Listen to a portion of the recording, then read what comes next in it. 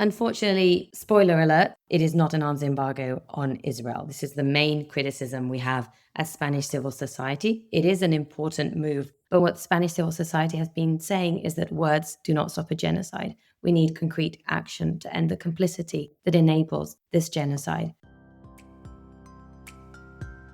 From Al-Shabaka, the Palestinian Policy Network, I am Yara Hawari, and this is Rethinking Palestine. One of the most vocal critics of Israel in Europe since the genocide in Gaza began has been the Spanish government. And indeed, over the last 2 years, they have announced various measures ranging from an arms embargo to sanctions against Israeli officials. The Spanish Prime Minister, Pedro Sanchez, has also been incredibly vocal in his condemnation and has recognized Israel's actions in Gaza as genocide. But some argue that much of these measures have been symbolic, without follow-up, and even contain loopholes that allow for weapons sales to continue. Moreover, Spain maintains trade and diplomatic relations with the Israeli regime. To unpack the Spanish government's measures a bit deeper and provide some analysis behind the headlines, I'm joined by Alys Samson Estape, who is one of the spokespeople for RESCOP, which is the solidarity network against the occupation of Palestine in Barcelona. Alys, thank you for joining me on this episode of Rethinking Palestine. Thank you for having me. Perhaps you can start off with outlining some of the measures that the Spanish government has taken against the Israeli regime since the start of the genocide. I think, as you very rightly said, in an international level, Spain has been one of the most vocal critics of Israel's genocide in Gaza. But for a long time, unfortunately, these have just been words. And what Spanish civil society has been saying is that words do not stop a genocide. We need concrete action to end the complicity that enables this genocide. So for a long time, there have just been words of condemnation and lies. The Spanish government has repeatedly been lying since the beginning of the genocide, actually saying that Spain didn't sell or buy weapons from Israel. But Spanish civil society, we have proven time and time and again that not only Spain was lying, but in fact, there have been months where Spain has been the country in the EU that has been buying or selling more weapons from Israel. So since there have been some important developments in the last 2 years, but I think it's important to say that these have been happening thanks to very organized, consistent action from civil society. Just last weekend, which was October 4th and October 5th, we've seen the biggest mobilizations for Palestine in the history of the Spanish state. And through RESCOP, which we are a coalition, the Solidarity Network Against the Occupation of Palestine, we've been organizing monthly protests in over 80 cities and villages at the same time throughout the Spanish state. So we've created a climate where it was very difficult for the Spanish government that was saying the right words at international level, was condemning the Israeli genocide against the Palestinian people. It was very difficult for them to keep on being complicit. So things that are important to highlight is that last month of July, when we organized and got over 1,200 artists asking the Spanish Prime Minister and the government to pass a royal decree law that implemented an arms embargo on Spain. In the month of July, the Spanish government responded saying that it would indeed implement this. And right now, as we're speaking, October 8th, it is being voted in the Spanish Congress. Now, it's important to say that this royal decree law is not a military embargo. There are many loopholes. We can talk about this more later, but it is a first step in limiting military trade between Israel and Spain. Before this, there have been times when, thanks to pressure from civil society, the Spanish government has denied ships that were involved in the arms trade with Israel stopping in Spanish ports. For example, Israel was banned from the biggest arms fair in Spain some months ago, and there have been small measures, but these have been, many of the times, have been on a one-on-one basis. There haven't been structural changes until this royal decree law was passed. So we have this situation where the Spanish government has been saying the right words, which I don't think that's to be taken for granted, considering that we live in a world right now governed by fascist and extreme right. But it's only because the bar is so low that people internationally have this wrong impression of the Spanish government. And it's very important that we remember that Spain is still failing in its obligation to prevent genocide against the Palestinian people. To this day, Spain is still complicit. Spain still has diplomatic, economic, and military ties with Israel, which is absolutely horrendous. Spain also joined the International Court of Justice case opened by South Africa in May 2024, but it did not support South Africa. It just said that it was supporting the case, which is, again, the bare minimum that all states should be doing. So there have been some measures, but it's important to state that these are still wildly insufficient considering the crimes Israel is committing against the Palestinian people. Alice, that's a really important point that I think maybe a lot of people wouldn't be aware of, that the measures that the Spanish government have taken has been as a result of pressure from Spanish civil society and the Spanish grassroots. But my question is, these are measures that we haven't seen elsewhere in Europe, despite massive grassroots mobilization. So I appreciate that there's a lot of lip service from the Spanish government, but would it be right in saying that perhaps the Spanish government is more politically aligned with the massive mobilization we're seeing, or is there a different kind of pressure that the Spanish government is facing? Well, I think this is because, unfortunately, if we look at European governments, many are governed right now by far right forces. And luckily enough, that's not the case in Spain. Let's hope it stays like this. We have a government that's formed by a coalition of a socialist party and Sumar, which is a left wing political party. So, yes, of course, it is definitely easier for Spanish civil society to pressure our own government. But this is why I think that the Spanish government should be doing much more, because it is not a fascist government. So that's why the Spanish government should be doing so much more. And the Spanish government is not even doing the bare minimum, which is to cut all ties with Israeli genocidal state. So yes, Spain does not have the fascist government, but that's exactly why it has the responsibility to do so much more than other countries that are openly egging on Israel on its crimes against the Palestinian people. Right. And if leaders have recognized that Israel is committing a genocide, then they do have to cut all those ties and do everything possible to prevent genocide as per the legal obligations. I want to turn to the arms embargo because that sounds like a big deal and it did make the headlines and it was celebrated across the movement. But what does this particular arms embargo entail? And what are the possible loopholes? Unfortunately, spoiler alert, it is not an arms embargo on Israel. This is the main criticism we have as Spanish civil society. It is an important move forward. It is a royal decree law that limits military trade between Israel and Spain, and that is an important step that we must consolidate. But what we are asking political parties to vote on right now, because this royal decree law is being voted on as we speak on October 8th, is to pass it, but to include the possibility of adding amendments, because there are many loopholes with this royal decree law that must be amended. So it is a real royal arms embargo on Israel. So the most important loopholes, for example, is that the government reserves the right to include exceptions where these constitute a prejudice to general national interest. There can be no exceptions when it comes to genocide. It is absolutely intolerable that the Spanish government would allow exceptions on the ban on imports, exports, or transit of arms to Israel. For example, the royal decree law doesn't affect contracts to Israeli companies or its subsidiaries, so it doesn't affect public procurement, which is also super important because there's a lot of money from the Spanish government that goes to Israeli arms companies. The US bases, let's remember we have two US bases in military bases in the Spanish state, are not affected. And this is a huge problem because this shows that the Spanish state does not have sovereignty over its own territory. And if these aren't tackled, then this means that the US is going to keep on using these military bases. Let's remember that Spain is in a very key geographical area, and the Spanish ports have been used a lot to allow the transit of weapons towards Israel. The other problem with this royal decree law is that if there's no clear inspections, for example, when it comes to ports and airports, if there aren't exhaustive registrations and inspections, these boats that are involved in the arms trade with Israel are going to keep on passing through ports and airports.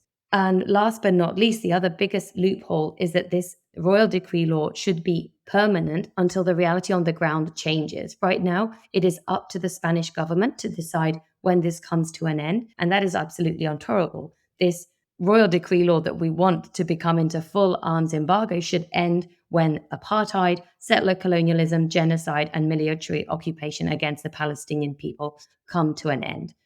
So, as we're saying, it is not an arms embargo, but it is an important step forward. At the end of the day, it is going to be now much more difficult for the Spanish government to be able to military trade with Israel. And that's our aim. Our aim is to cut the chain of supply, to make it much harder for Israel and its allies to use Spanish ports to transit weapons to Israel. And our aim is to limit the fueling of the genocide.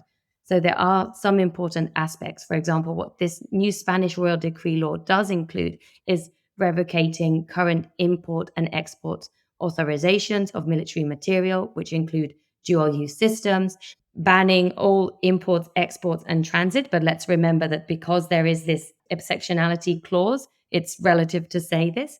And what's also interesting is that the Spanish government has including the prohibition of transit of different types of jet fuel, such as JP4, JP5, and JP8, which the Israeli army uses to fuel its genocide against the Palestinian people. So there are some interesting steps, but again, let's remember that this does not meet the bare minimum which international law obliges states to uphold.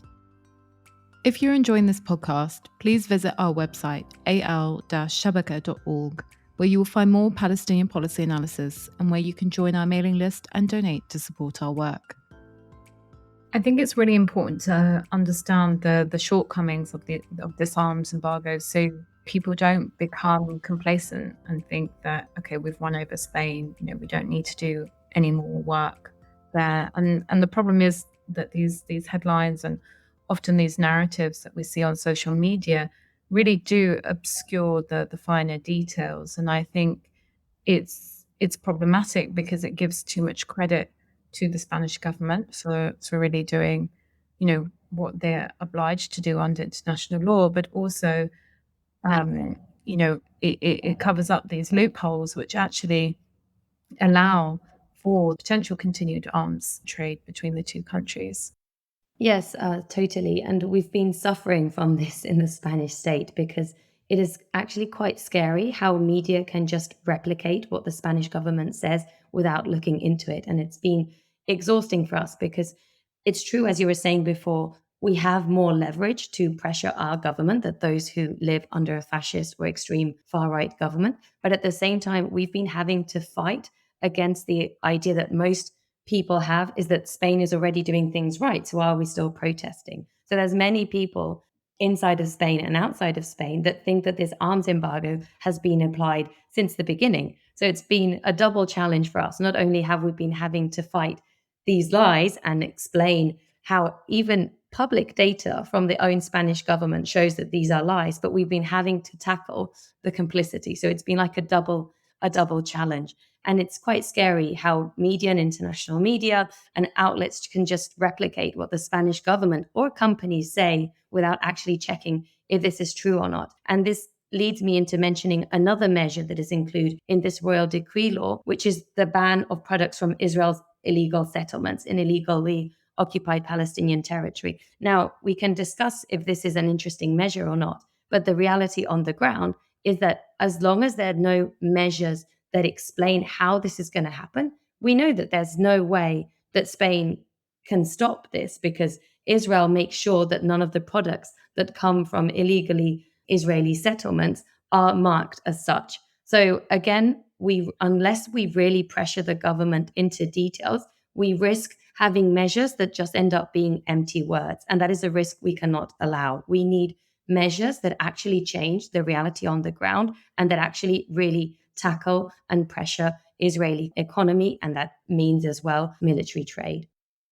And what you were saying about narratives, I think also speaks to the state of the media in general, where there is far less fact checking going on. And I think, people mostly get their news and information from social media. So you'll see a post on Instagram that says, Spain, first country to impose an arms embargo on Israel. And then everyone's sort of reposting that and sort of, it gets really sort of goes around the echo chamber, and people don't even bother to read a bit more into this and see what that means. And I think part of the problem is because there is so much information out there as well, and this can feel quite overwhelming. But I wanted to ask you about this sort of disconnect between what they claim they're doing, what the Spanish government claims they're doing, and what they're actually doing. Because we see a lot of Spanish politicians being very, very vocal in their critique of Israel and, calling it a genocide, when most leaders in Europe and most politicians in Europe are not using the G word. And, obviously we've mentioned already that part of it is lip service, but is there anything more to this disconnect? So unfortunately, the reality is that the bar is so low at an international level that because some Spanish politicians are speaking the truth, which is that Israel is committing a genocide against the Palestinian people, many people see this as if Spain is taking incredible measures against the genocide. And again, it's important to remember that Spain is not even complying with the bare minimum. I do think that these statements that some politicians make against Israel and in favor of Palestine, of course, are important, but it's our responsibility to make sure that these do not just stay in words, right? And I'd like to share an example of something that's happened in Spain recently. There were many images that were shared worldwide on how people in Spain organized in order to not allow La Vuelta, which is a private cycling competition that had a team representing Israel participated in. It was so inspiring seeing how people, what they did was they went to the race with Palestinian banners and flags protesting so that this race could not keep on functioning normally as long as there was a team representing a genocidal state. And what ended up happening is that in most of the towns and villages where this race went through, they had to cut the race short. Basically the race could not function normally because of people's pressure and people being brave and going there and putting their bodies on the front line and saying, we're not going to allow the participation of a genocidal state. And this was super inspiring and showed what people power can do when we organize. But what was fascinating was seeing the Spanish prime minister then saluting the people of Spain and saying how proud he was, whilst the activists on the ground have then received huge fines because there's a horrible gag law in Spain that really restricts the right to protest. Many of these people were also beaten up by the Spanish police. So this is a clear example of how Spain wants to show itself as a progressive country that supports Palestine. But the reality on the ground is that it's people on the ground who are actually pushing the Spanish government to take some measures and are having to deal with this hypocrisy. So, of course, what we're saying is that if they want to support people on the ground, there should be no criminalization, there should be no police violence, and the least that they should do is cut all ties with the Israeli genocidal regime. So I think what's interesting to say is that we're making it harder and harder for the Spanish government that wants to be a progressive government, that wants to present itself as a progressive government. Internationally speaking, it's harder and harder for them not to apply measures to put an end to complicity with Israel's genocide. But unfortunately, we've still got a long, long road to walk. So what are activists on the ground in Spain demanding from their government now? What are the pressure points that people are focusing on? So the main demand right now is a full military embargo on Israel. Let's remember that the royal decree law that is being voted on as we're speaking is still not a full military embargo, and we're going to have to fight every amendment to make sure that there's no loophole that still allows any form of military cooperation between Israel and Spain. Second, we're demanding an end to all diplomatic relations with Israel.